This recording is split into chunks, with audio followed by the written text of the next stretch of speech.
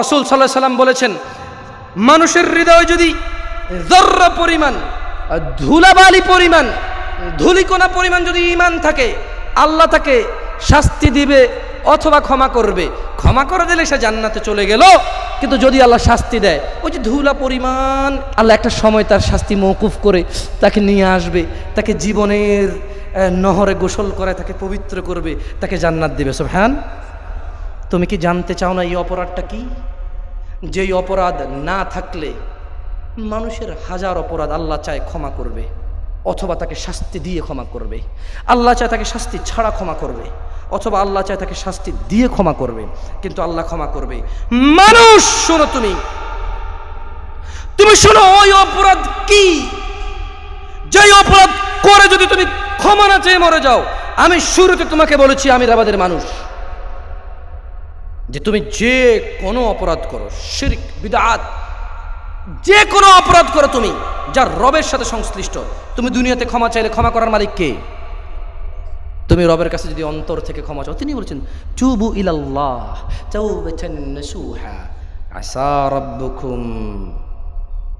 মানুষ আল্লাহর দিকে ফিরে এসো, তওবা করে ফিরে আসো, তাওবাতান নাসুহা, একনিষ্ঠভাবে। আর সিগারেট খাবো না, দাড়ি আর কাটবো না, নামাজ আর ছাড়বো না, আল্লাহ ব্যতীত আর অন্য কোথাও মাথা নত করবো না, মসজিদ ব্যতীত অন্য কোথাও দান করব না।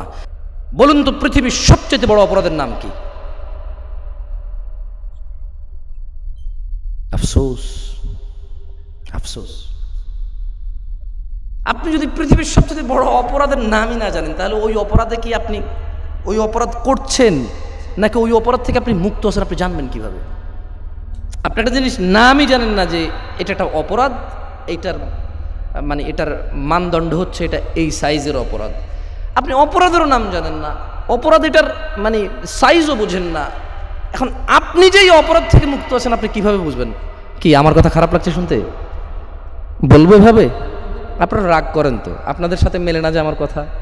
আপনাদের কথা হচ্ছে হুজুরকে টাকা দিয়ে নিয়ে আসছি আমি, আমার টাকায় মাহফিলের প্যান্ডেল, আমার বাপের অনুমতিতে এখানে মাহফিল হয়েছে, কোথাও অনুমতি নাই। হুজুর কথা বলে একটাও বুঝি না, ঘটনা কি? আমি যা জানি হুজুর তার উল্টা বলে।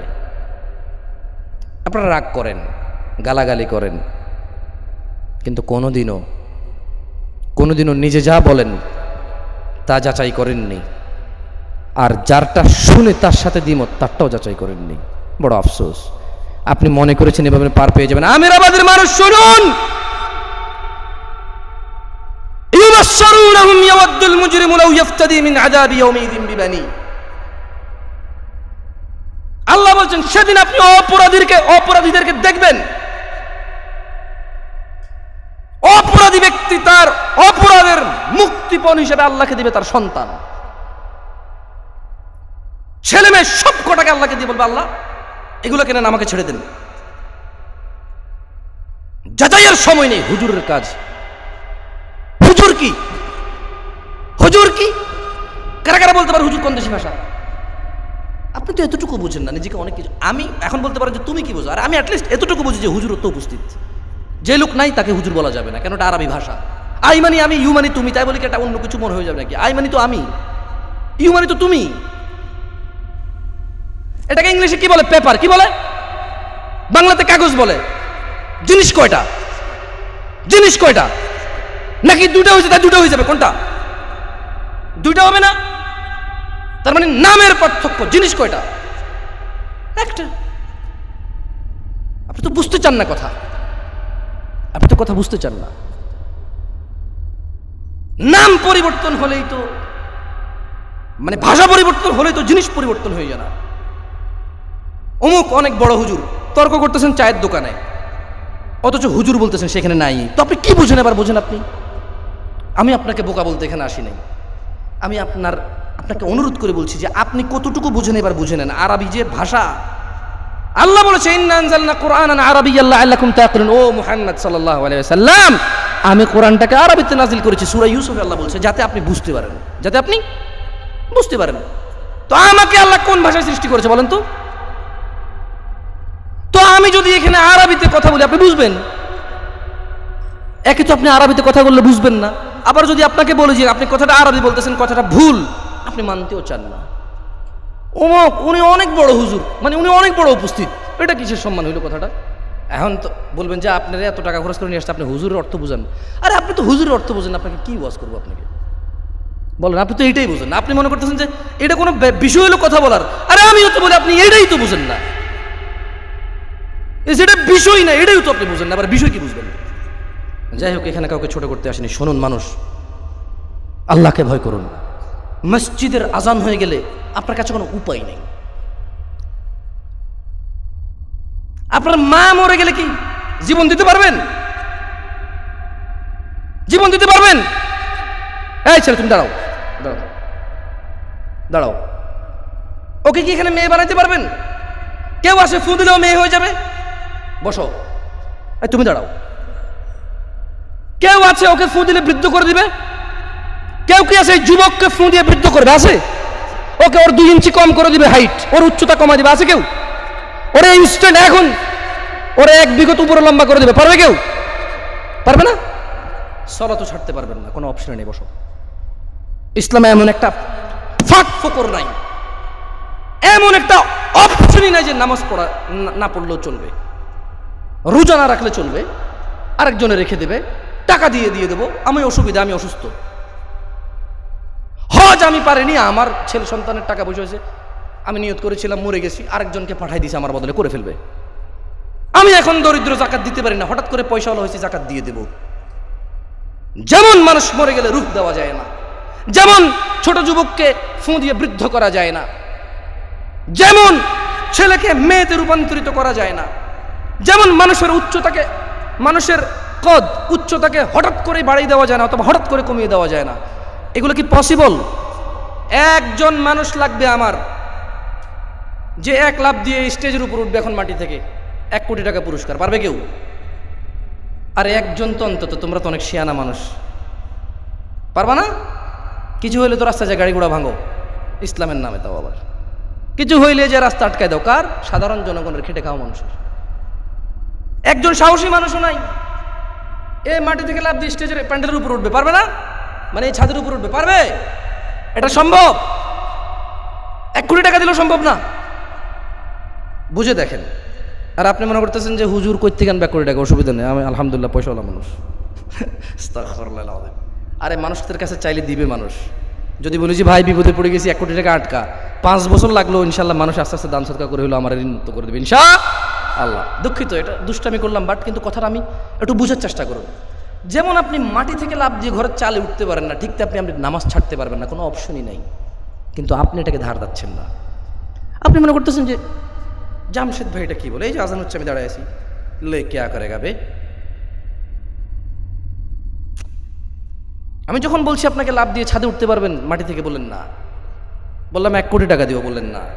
যখন আমি বলি যে নামাজ ছাড়ার কোনো অপশন নাই, আপনি বললেন যে কিউঁ, কিসনে কাহা অপশন নেই, তু আজান দে, ले तू इकामत दे, मैं इधर खड़ा रहता हूँ, नहीं जाता हूँ, क्या करेगा?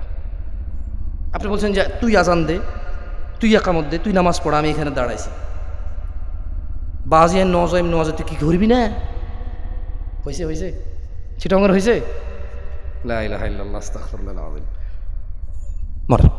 মনে রাখবেন, আমিরাবাদের পুরুষ এবং মহিলা, পৃথিবীর মুসলিম নামধারী পুরুষ ও মহিলা, এই পৃথিবীর নিজেকে মুসলিম মুমিন মনে করা পুরুষ মহিলা যুবক যুবতী, তোমাদেরকে বলি, সলাত এমন একটা ইবাদত, তুমি যতগুলো হাদিস আছে, যতগুলো কোরআনের আয়াত আছে, জাল হাদিস, দইফ হাদিস, মিথ্যা, আরো মিথ্যা, আরো মিথ্যা, ডাহা মিথ্যা, একবারে 100 ভাগ মিথ্যা, একটা হাদিস তুমি তোমার 14 খানদান, আর তুমি বুঝলাম 60 বছর 50 বছর বাঁচবা হয়তো ইনশাআল্লাহ আল্লাহ চাইলে, তো তোমার যদি 20 প্রজন্ম ধরা হয়, 60-এর যদি 20 দিয়া গুণ দেওয়া হয়, মিনিমাম তো 1000-1200 হইব নাকি? এরকম 1000-1200 বছর তোমার 20 পিড়ি মিলে যদি রিচার্জ করো, একটা ভুল হাদিসও বের করতে পারবে না যেখানে লেখা আছে হ্যাঁ যদি আপনি এইরকম হইয়া যান তাহলে আপনি নামাজ না পড়িয়েও চলাফেরা করিতে পারিবেন, এরকম বাইর করতে পারবে না। এমন ইবাদত এটা। বুড়া পড়বে, জোয়ানে পড়বে, যুবকে পড়বে, সুস্থ পড়বে, অসুস্থ পড়বে, পা নাইওয়ালা পড়বে, পা আছেওয়ালা পড়বে, সফরে পড়বে, বাড়িতে পড়বে, বেড়াইতে গেলে পড়বে, কর্ম অবস্থায় পড়বে, বোঝো না এই কথা? বৃষ্টির দিনে পড়বে, খরার দিনে পড়বে, প্রয়োজনে দুই উক্ত একসাথে পড়ে ফেলবে। যদি কোনো ন্যাচারাল ক্রাইসিস থাকে, যদি কোনো আল্লাহর পক্ষ থেকে কোনো ক্রাইসিস তৈরি হয়, বন্যা, এই সেই প্রবল বৃষ্টি, মানুষ যেতে পারবে না মসজিদে, তাই জোহরে একত্রিত হয়েছে, জোহর আসর পড়ে ফেলেছে, ভিন্ন কথা, কিন্তু পড়তেই কি বলো। আল্লাহ নবী বলেছে যে ব্যক্তি সলাত ত্যাগ করলো সে কুফরি করলো। আল্লাহ নবী বলছে সলাত ত্যাগকারী কাফের। তুমি নিজেকে মুসলিম বলতেছো, তুমি কোন নবীর উম্মত বলো? বলো, বলতে পারবো না? মানে মুহাম্মদ সাল্লাল্লাহু আলাইহি ওয়াসাল্লাম বলছে যে সালাত ছাড়লো সে কুফরি করলো। তুমি মনে করো যে ও না না, কোরআন শরীফের যদি উল্টা করে পড়ে তাহলে না কাফের। তুমি কুফরের ভুল ব্যাখ্যা নিছো ভাই। কোরআন শরীফের উল্টা করে দেখি তো, কোনো মায়ের বাটা পড়ে দেখা তো উল্টা করে কি পড়বে দেখি আমি। আলিফ বা তা সাহা, এটা তো আমরা তো এটা কোরআনও বলি, আমরা বলি আলিফ বা তা আমপারা, অথবা সিরফা বলে। আপনারা কি বলেন? কায়দা না? কোরআন মানে আমরা বুঝি যে কুল হুয়াল্লাহু আহাদ, এভাবে। এটা উল্টা করে দেখি পড়ান তো কেউ চ্যালেঞ্জ দেবেন, কিন্তু এইভাবে কুল হুয়াল্লাহু আহাদ আল্লাহুস সামাদ এভাবে পারবে উল্টা করে কেউ পড়তে? পারবেন না তো। আল্লাহ আমাদেরকে বুঝার তৌফিক দান করুন, বলুন আমিন। শোনো মানুষ, আমিরাবাদের মানুষ, তোমাকে প্রশ্ন করেছিলাম পৃথিবীর সবচেয়ে বড় অপরাধ কি? আফসোস তুমি বলতে পারোনি। শোনো, তোমাকে পৃথিবীর বড় অপরাধ সম্পর্কে আজকে জানিয়ে দেই। তুমি নিজেকে নিজে মেপে নিও কোরআন ও হাদিসের সাথে। আমি তোমাকে তো সব সময় দেখে রাখতে পারবো না, আমি তো তোমার পাহারাদার নই। ওয়া মা আলাইকা আল্লা ইয়াযাক্কা, আল্লাহ সুবহানাহু ওয়া তাআলা রাসূল সাল্লাল্লাহু আলাইহি ওয়াসাল্লামকে বলেছে, ও মুহাম্মদ সাল্লাল্লাহু আলাইহি ওয়াসাল্লাম, আপনার উপদেশ নিয়ে যদি এই লোকগুলো নিজেকে পবিত্র না করে, আপনার আদেশ নিষেধ পালন করে যদি লোকগুলো নিজেকে পরিষ্কার পরিচ্ছন্ন করে জান্নাতে না আসে, ওয়া মা আলাইকা আল্লা ইয়াযাক্কা, এতে আপনার কোনো দোষ নেই। শোনো আমিরাবাদের মানুষ, তোমাকে আমি জানিয়ে দেই, পৃথিবীর বড় অপরাধের নাম হচ্ছে শিরক, আল্লাহর সাথে অংশীদারিত্ব করা, আল্লাহর সাথে অন্য কাউকে সাব্যস্ত করা। তুমি মনে করেছো রাম শাম যদু মধু শুধু আল্লাহর সাথে অংশীদারিত্ব সাব্যস্ত করে। তুমি মনে করেছো খ্রিস্টানরা শুধু আল্লাহর সাথে অংশীদারিত্ব সাব্যস্ত করে। কেন? তুমি মনে করেছো তারা ঈসা আলাইহিস সালামকে আল্লাহর পুত্র বলে, নাউযু বিল্লাহ। তুমি মনে করেছো মানুষ মাটি দিয়ে কিছু একটা তৈরি করে আর তারপর তার পূজা করে, আল্লাহর সাথে সাব্যস্ত করে, তারা শিরিক করে, সেটাকে শিরিক বলে। তুমি আল্লাহর আয়াতকেও বুঝতে চাওনি, তুমি আল্লাহর আয়াতকেও বুঝতে চাওনি, তুমি বোঝনি। আল্লাহ সুবহানাহু ওয়া তাআলা এই পৃথিবীর সবচেয়ে জঘন্যতম অপরাধকে বলেছেন শিরক। তুমি মনে করো, শোনো, জিনা অপরাধ, মদ অপরাধ, জুয়া অপরাধ, মিথ্যা অপরাধ, গীবত অপরাধ। শোনো তোমাকে বলি মানুষ, এই সমস্ত অপরাধের পৃথিবী থেকে যদি আল্লাহ থেকে মাপ নিয়ে যাও, যদি আল্লাহর কাছে মাপ চাও, তিনি গফুরুর রহিম, ইয়াগফিরু লিমান ইয়াশা, যাকে খুশি ক্ষমা করবে। পৃথিবীতে জীবদ্দশায় যদি তুমি ক্ষমা চেয়ে নাও, তোমার অপরাধ শিরকও যদি হয়, তুমি যদি রবের কাছে ক্ষমা চাও, রব গফুরুর রহিম তোমাকে ক্ষমা করবে। কিন্তু আমি তোমাকে যে পয়েন্টে কথা বলছি, সে পয়েন্টটা হচ্ছে, তুমি যদি ক্ষমা না চেয়ে মারা যাও, ধরো তুমি জানাকারী ক্ষমা না চেয়ে মরে গেলে, তুমি মদখোর ক্ষমা না চেয়ে মরে গেলে, তুমি দুর্নীতিবাজ ক্ষমা না চেয়ে মরে গেলে, ঘুষখোর সুদখোর ক্ষমা না চেয়ে মরে গেলে, মারামারি করে মানুষ হত্যা করে মরে গেলে, মিথ্যা কথা বলে মরে গেলে, বাবা মায়ের মতো দামি, পৃথিবীর দামি জিনিসের সাথে তুমি অন্যায়, অত্যাচার এবং দুর্ব্যবহার করে মরে গেলে, তুমি এই পৃথিবীতে এমন কোনো অপরাধ নাই যা তুমি করনি, অথচ তুমি মরে গেলে, আল্লাহ তোমাকে বিচারের মাঠে বিচারের সম্মুখীন করবে। আমিরাবাদের মানুষ, মনোযোগ দিয়ে শোনো, নিজেকে পরিবর্তন করো, নিজের হৃদয়কে নরম করো, আল্লাহর দিকে আসো। ক্ষমাশীল দয়ালু রব প্রতি রাতের শেষ অংশে তোমাদেরকে পৃথিবীর মানুষ আমাদেরকে ডেকে বলে, কে আছো দিনের অপরাধী, ক্ষমা চাও, ক্ষমা করে দেব। শোনো আমিরাবাদের মানুষ, মনোযোগ দিয়ে শোনো, তুমি পৃথিবীতে এমন কোনো অন্যায় নাই যে অন্যায় তুমি করনি, কিন্তু তুমি সালাত আদায় করতে, তুমি রবের প্রতি ঈমান রেখেছো শিরক মুক্ত, তুমি তাওহীদের উপর ছিলে, কিন্তু পৃথিবীতে এমন কোনো অন্যায় নেই যে অন্যায় তুমি করনি। তোমাকে রব বিচারের সম্মুখীন করবে, রবের ইচ্ছা রব তোমাকে ক্ষমা করবে অথবা শাস্তি দেবে। কিন্তু মনে রাখো, তোমার ঈমানের সাথে যদি শিরক না থাকে, রব তোমাকে যদি শাস্তিও দেয়, রব, রাসূল সাল্লাল্লাহু আলাইহি ওয়াসাল্লাম বলেছেন, মানুষের হৃদয় যদি যর্রা পরিমাণ, ধুলাবালি পরিমাণ, ধুলিকণা পরিমাণ যদি ঈমান থাকে, আল্লাহ তাকে শাস্তি দিবে অথবা ক্ষমা করবে। ক্ষমা করে দিলে সে জান্নাতে চলে গেল, কিন্তু যদি আল্লাহ শাস্তি দেয়, ওই যে ধুলা পরিমাণ, আল্লাহ একটা সময় তার শাস্তি মওকুফ করে তাকে নিয়ে আসবে, তাকে জীবনের নহরে গোসল করে তাকে পবিত্র করবে, তাকে জান্নাত দেবে। সুবহান। তুমি কি জানতে চাও না এই অপরাধটা কি? যেই অপরাধ না থাকলে মানুষের হাজার অপরাধ আল্লাহ চায় ক্ষমা করবে, অথবা তাকে শাস্তি দিয়ে ক্ষমা করবে। আল্লাহ চায় তাকে শাস্তি ছাড়া ক্ষমা করবে, অথবা আল্লাহ চায় তাকে শাস্তি দিয়ে ক্ষমা করবে, কিন্তু আল্লাহ ক্ষমা করবে। মানুষ শোনো, তুমি শোনো, ওই অপরাধ কি? যেই অপরাধ করে যদি তুমি ক্ষমা না চেয়ে মরে যাও, আমি শুরুতে তোমাকে বলেছি আমিরাবাদের মানুষ, যে তুমি যে কোনো অপরাধ করো, শিরক, বিদআত, যে কোনো অপরাধ করো তুমি যার রবের সাথে সংশ্লিষ্ট, তুমি দুনিয়াতে ক্ষমা চাইলে ক্ষমা করার মালিক কে? তুমি রবের কাছে যদি অন্তর থেকে ক্ষমা চাও, তিনি বলেছেন তুবু ইলাল্লাহ তাওবাতান নাসুহা আসা রাব্বুকুম, মানুষ আল্লাহর দিকে ফিরে এসো, তওবা করে ফিরে আসো, তাওবাতান নাসুহা, একনিষ্ঠভাবে। আর সিগারেট খাবো না, দাড়ি আর কাটবো না, নামাজ আর ছাড়বো না, আল্লাহ ব্যতীত আর অন্য কোথাও মাথা নত করব না, মসজিদ ব্যতীত অন্য কোথাও দান করব না। আমি কিন্তু বলিনি যে ইয়েতিমখানায় না দিতে, আমি কিন্তু বলিনি যে মাদ্রাসায় না দিতে, আমি কিন্তু বলিনি এই ধরনের ছোট ছোট ইসলামী হালাকা না করতে। আমি বলেছি আমাদের দেশে আল্লাহ ব্যতীত অন্য কেউ খুশি করার জন্য অনেক কিছু আমরা করি। কি আপনারা রাগ করছেন? এটা হচ্ছে, দেখেন আপনি নিজের ক্ষতি নিজে করবেন, কেউ কারো কবরে যে হস্তক্ষেপ করতে পারবে না, এখানে পারবেন। নিঃশ্বাসটা বন্ধ হয়ে গেলে ক্ষমতার কাজ করবে না, তখন ফয়সালা হবে আল্লাহ যা নাজিল করেছে কোরআন ও সুন্নাহর উপরেই। ইমাম আবু হানিফা রাহিমাহুল্লাহ, ইমাম শাফি রাহিমাহুল্লাহ, ইমাম আহমদ বিন হাম্বল রাহিমাহুল্লাহ, ইমাম মালিক রাহিমাহুল্লাহ, ইমাম ইবনে তাইমিয়া, আব্দুল কাদের জিলানী রাহিমাহুল্লাহ, আবু বকর, ওমর, আলী, উসমান রাদিয়াল্লাহু তাআলা আনহুম আজমাইন, এই পৃথিবীর কেউ নেই যে আপনার কবরে ঢুকে আপনাকে সহযোগিতা করতে পারবে। কি পারবে? খালাস, তার মানে ক্ষমতা কবর রাখ পর্যন্ত। কবর ঢুকে গেলে আর কোনো ওলি মুর্শিদা, আর কোনো মুর্শিদ নাই, আর কোনো ওলি নাই।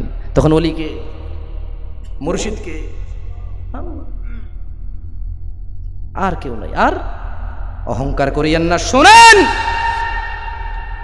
কি সেই অপরাধ, যে অপরাধের ভয়াবহতা এত? কি সেই অপরাধ যা হৃদয় নিয়ে ক্ষমা না চেয়ে মরে গেলে হজ করলেও, যাকাত দিলেও, নামাজ পড়লেও, মাদ্রাসা বানাইলেও, মসজিদ বানাইলেও, মা বাবাকে মাথার মনি করে রাখলেও, সত্যবাদী আলামিন হলেও, দানশীল দানবীর হাতেমতাই হলেও, কি সেই অপরাধ যার ক্ষমা না নিয়ে ইন্না লিল্লাহি ওয়া ইন্না ইলাইহি রাজিউন যদি লোকজনে পড়ে ফেলে? কি সেই অপরাধ? এই পৃথিবীর কোনো আমল আর কাজে আসবে না। কাজে আসবে না তো আসবে না, তার হৃদয় কি আছে না, তার সমস্ত আমাল অনন্ত জীবন তার কোনো কাজে আসবে না, এক সেকেন্ডের জন্য কাজে আসবে না। শুনুন তাহলে আপনাকে বলি, আনাস ইবনে মালিক রাদিয়াল্লাহু আনহু বলেছেন। কে বলেছেন? আনাস ইবনে মালিক রাদিয়াল্লাহু আনহু বলেছেন। তিনি বলেছেন রাসূল সাল্লাল্লাহু আলাইহি সাল্লামকে আনাস ইবনে মালিক রাদিয়াল্লাহু আনহু বলতে শুনেছেন যে আল্লাহ তাআলা জাহান্নামীদের সবচাইতে কম আযাব, আমার বাংলা কি বোঝা যায়? মনোযোগ দিয়ে শুনতেছেন? ওয়াল্লাহি যদি না শোনেন, আমি বলছি না যে আমারটা না শুনলেই মানে কিছু হবে না, তা না, তবে শোনেন, এই অপরাধ সম্পর্কে আপনি যাচাই করেন। কি অপরাধ, কি এমন অপরাধ, এটা কি যে অপরাধ করলে দান কাজে আসে না, সদকা কাজে আসে না, নামাজ কাজে আসবে না, রোজা কাজে আসবে না, সত্যবাদিতা কাজে আসবে না, ভালো মন মানসিকতা কাজে আসবে না, ফরজগারিতা কাজে আসবে না, তাহাজ্জুদ কাজে আসবে না, হজ কাজে আসবে না? কি এমন অপরাধ এটা? এই অপরাধ সম্পর্কে জ্ঞান অর্জন করার জন্য আমি অনুরোধ করছি, মা বোন সবচাইতে বেশি এই অপরাধে লিপ্ত, মা বোন সবচাইতে বেশি এই অপরাধে লিপ্ত। কুসংস্কার, আল্লাহর সাথে অংশীদারিত্বে এই দেশের মেয়েরা সবচাইতে বেশি এগিয়ে। এর কারণ হচ্ছে তাদের ধর্মীয় জ্ঞানের অভাব। পুরুষরা তাদেরকে মেলায় নিয়ে যায়, মসজিদে নিয়ে যায় না। রাসূল সাল্লাল্লাহু আলাইহি ওয়াসাল্লাম তাদেরকে মেলায় যেতে বারণ করেছে, মসজিদে নিয়ে গিয়েছে। এই দেশের ছেলেরা যারা সালাত আদায় করে, ফজর 2 বার সূরা জোরে পড়া হয়, মাগরিব 2 রাকাতে সূরা জোরে পড়া হয়, ঈশা 2 বার সূরা জোরে পড়া হয়, ডেলি 6 বার সূরা ফাতিহা শোনে মিনিমাম। কয়বার? শুনতে শুনতে শুনতে শুনতে ও বলতে পারে আফসোস দেশের মা বোনরা সূরা ফাতিহা ঠিকভাবে পারে না। কেন? সে শুনেই না। আজান মাইকে হয়, একামত মাইকে হয়, ওয়াজ মাইকে হয়, কনসার্ট মাইকে হয়, ইঁদুর বিক্রির ওষুধও মাইকে বেচে, শুধু মসজিদের নামাজটা মাইকে পড়ায় না। কেন আল্লাহ জানে। আমি এখন নতুন বিদাত চালু করতেছি না, মানে আপনি সব কিছু তো মাইকে করেন, একটু ধারণা একটু দেখুন না এর কল্যাণটা কি। রাগ করেন না, ইমাম সাহেবরা খতিব সাহেব আমার থেকে বিজ্ঞ। আমি বলছি না যে হ্যাঁ বাজে তুই হ না ইদ্দে আমরা কি ন বুঝি, বুঝতেছি ব্যাপারটা আপনাদের, কিন্তু আপনি দেখুন না যদি দিনে 6 বার সূরা ফাতিহার আওয়াজ মাইক থেকে বের হয়, আমার মা ও বোনদের কানে যায়, ছোট ছোট সোনামণি বোনদের কানে যায়, কোরআন তেলাওয়াতের শব্দ কানে যায়। এখন বলবে অমুক টয়লেট আছে তমুক টয়লেট আছে, আরে তো সারা দিন 30 পারা কোরআন পড়ে মাইকে আউযু বিল্লাহি মিনাশ শাইতানির রাজিম বিসমিল্লাহির রহমানির রহিম আলহামদুলিল্লাহি রাব্বিল আলামিন আর রাহমানির রহিম মালিকিল ইয়াউমিদ্দিন বিসমিল্লাহির রহমানির রহিম আলিফ লাম মিম যালিকাল কিতাবু লা রাইবা ফীহি হুদাল। আপনাদের কি করে না করেন, এটাকে কি বলেন আপনারা? সফিনা খতম বলেন। কি খতম বলেন? সফিনা। তো ওইটা কি মানুষ টয়লেটে যায় না তখন? আস্তাগফিরুল্লাহ। যে টয়লেটে ধরছে সে টয়লেটে যাবে, হুজুর কোরআন পড়বে। যে টয়লেটে গেছে তার কি গুনাহ হবে? তার আল্লাহ টয়লেটে যাওয়ার এই নিয়ম কে দিছে? এই চাহিদা এখন কে দিছে? যে টয়লেটে গেছে সে টয়লেটের কাজ করবে, যে ইমাম সে সূরা পড়বে তার কাজ সে করবে, এর কাজ এ করবে, তো কিসের গুনাহগার? বুঝার চেষ্টা করুন। অনেক মূর্খ এইভাবে কান দিয়ে রাখে, আরে তোমার কাজ তুমি করো, যে কাজে গুনাহ নাই এই কাজে তুমি এত বিব্রত হও কেন? তোমার দরকার হচ্ছে, আচ্ছা যাই টপিক থেকে সরে যাচ্ছি, ক্ষমা করুন। কি এমন অপরাধ যে অপরাধের কথা বলছেন যে আল্লাহ তাআলা কিয়ামতের মাঠে সবচাইতে কম আযাব যাকে দেবে তাকে আল্লাহ বলবে? কে বলবে? কাকে বলবে? সবচাইতে যাকে কম আযাব দিয়েছে তাকে কে বলবে? কে বলবে? কে বলবে? আল্লাহ সুবহানাহু ওয়া তাআলা বলবেন, হে আদম সন্তান, তোমাকে যদি পৃথিবী দিয়ে দেওয়া হয়, মানে পৃথিবীতে যা আছে তার বদলে কি তুমি এই পুরো পৃথিবী আর পৃথিবীতে যা আছে তার বদলে কি তুমি এই আযাব থেকে মুক্ত হতে চাইবে?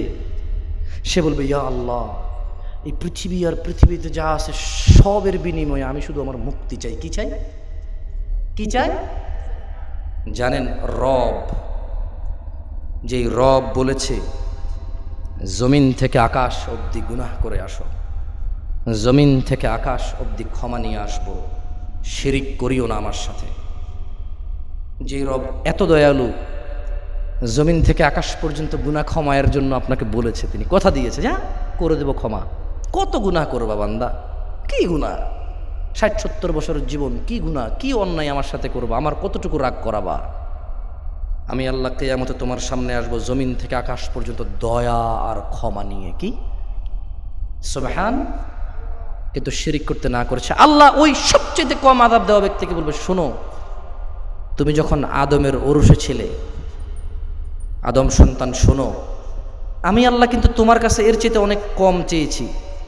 তুমি আজকে বলছো যে দুনিয়াতে যা আছে তার বিনিময়ে তুমি মুক্ত হতে চাও আযাব থেকে, কিন্তু দুনিয়াতে আমি তোমার কাছে এর চাইতে অনেক অনেক অনেক অনেক অনেক অনেক কম চেয়েছি, কিন্তু তুমি আল্লাহর সাথে শিরিক করা ছাড়া ক্ষান্ত হওনি। গরুর বিনিময়ে শিরক, ছি ছি ছি ছি ছি ছি ছি। দলের নামে শিরক, ছি।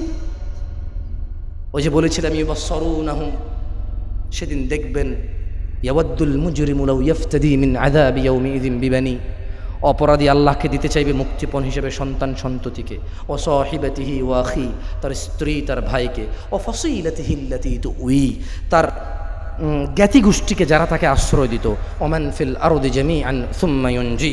অতঃপর আল্লাহকে বলবে, আল্লাহ দুনিয়া আর দুনিয়াতে যা আছে সব কিছুকে নিয়ে যাও, আমাকে মুক্ত করো।